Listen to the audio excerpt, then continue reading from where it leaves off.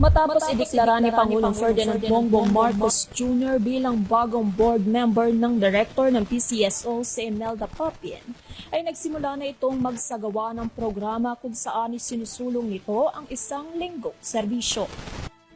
Isinusulong ngayon ni newly appointed acting board member of directors Imelda Papin ang isang programa na tinawag niyang isang linggong serbisyo. Layunin nitong magbigay serbisyo kahit weekend o sa araw ng Sabado at Linggo.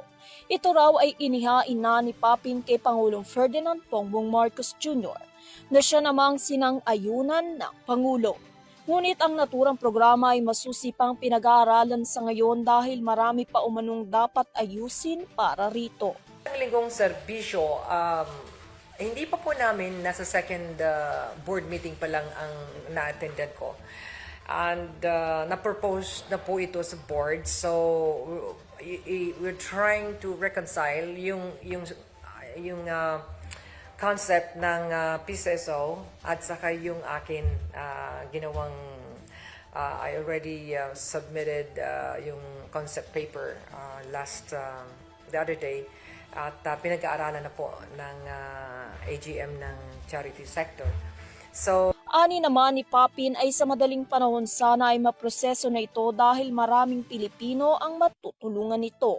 Kaugnay pa sa pagproseso ng programa ay ang pag-aaral sa pagdaragdag ng mga tauhan ng PCSO para humalili sa araw ng Sabado at Linggo. Habang tinanong naman ng URTV News kung magkakaroon ba ng dagdag benepisyo ang mga empleyado na papasok sa araw ng Sabado at Linggo. Ngunit ani Papin ay hindi pa ito na pag-uusapan ng mga board member at kung irerekomenda naman ng mandato ng batas ay kanila naman ito susundin. Samantala nagbigay din na pahayag si Papin ukol sa mga napapabalitang hindi magandang ugali o asal ng mga empleyado ng gobyerno kung saan ang mga ito ay tinatarayan at sinusungitan ang isang individual na lumalapit umano at humihingi ng tulong sa mga ahensya ng gobyerno. Alamin po natin. Kasi yung mga tao pumipila, matagal nag-aantay, tapos hindi naman pwedeng sungitan.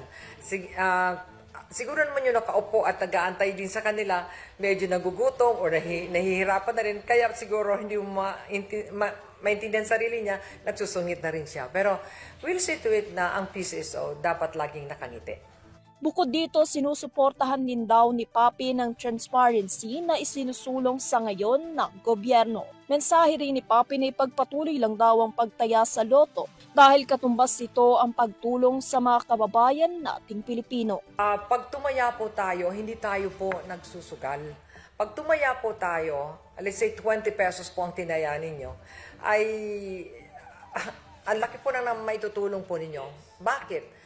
Ang 20 pesos po ninyo, ang katapat po niyan ay kawang-gawa. Why kawang-gawa? Kasi po yung 20 pesos parang nag-contribute lang po kayo. Although bukod dyan ay handa rin daw si Papin sa mga pagsubok na maaari niyang kaharapin sakali man na ito ay dumating sa panahon ng kanyang termino. Para sa URTV News, Catherine Landicho, sumasaludo sa bawat Pilipino.